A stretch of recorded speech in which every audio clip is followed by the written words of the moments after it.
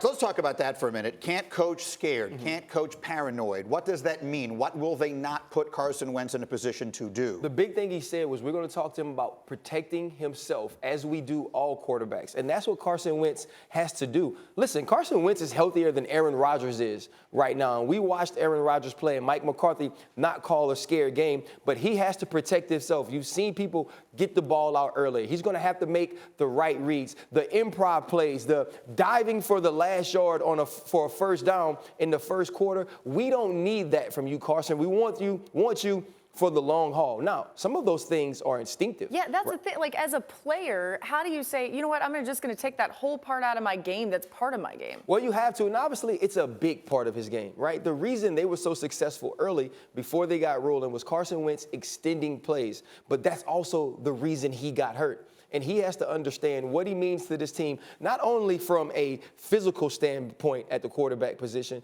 but mentally and emotionally. The mindset it puts you in when you think, you know what, my guy's an MVP. My guy can get us out of jams, but he has to be available to do that.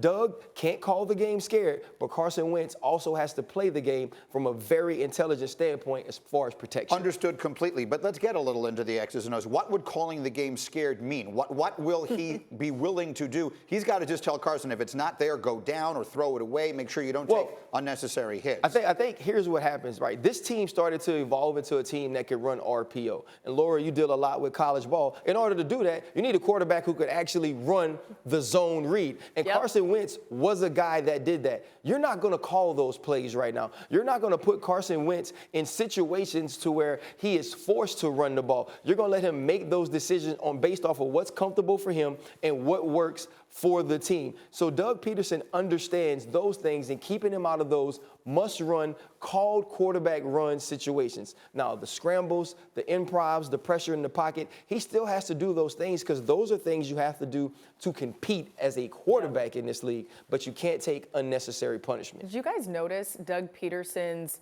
persona in that press conference? Remember, it wasn't that long ago when he was getting all mad at the media because they were talking about the quarterbacks in preseason, and now he's like all relaxed. Well, he's got his guy back, right? You be relaxed too. Listen, coaches, y'all don't fool me. Like, coaches think they fool people. Like, nah, this is just how I am because I'm focused. Nah, you like that because you stressed out, right? And when Carson Wentz comes back, you're not as stressed out because Nick Foles, God bless him, he did a great job in getting this team to win a Super Bowl. But he's not Carson Wentz, and we've seen that over the first 2 weeks. And if I was Doug Peterson, I'd be feeling pretty darn relaxed myself.